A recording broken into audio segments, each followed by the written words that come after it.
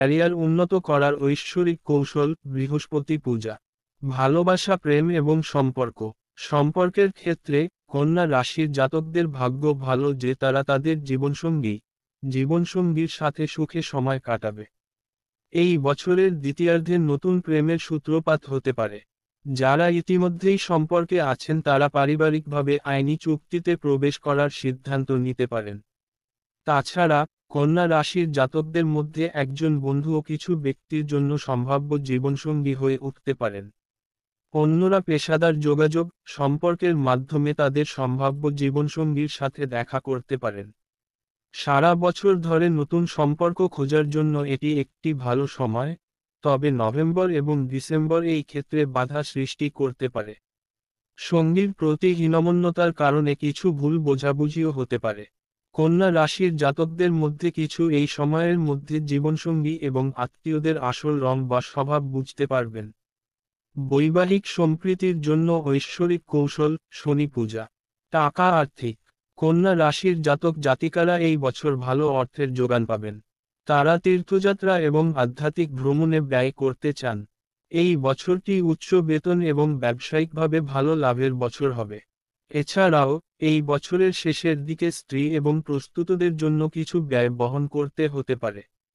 এই বছরের শুরুতে ঋণের বোঝা কিছুটা বৃদ্ধি পাওয়ার সম্ভাবনা রয়েছে।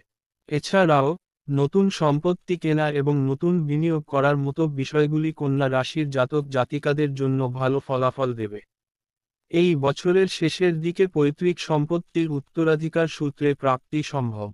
তবে সন্তানদের উৎকর্ষতার জন্য কিছু খরচ করতে হবে। কর্মক্ষেত্রে আরামের উন্নতির জন্যও কিছু খরচ হতে পারে।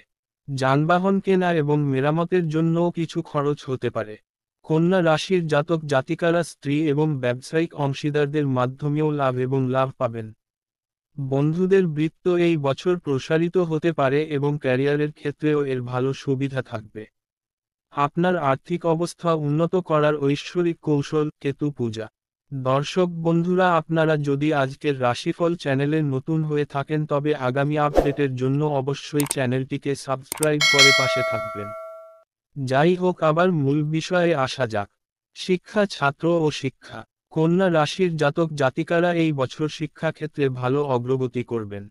আপনার পছন্দের কোর্সটি অধ্যয়ন করে এবং আপনার পছন্দের প্রতিষ্ঠানে যোগদান করলে এই বছর ভালো ফলাফল পাবেন।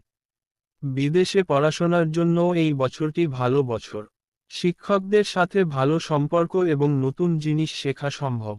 বছরের শেষ অংশটি প্রতিযোগিতামূলক পরীক্ষার জন্য ভালো বছর।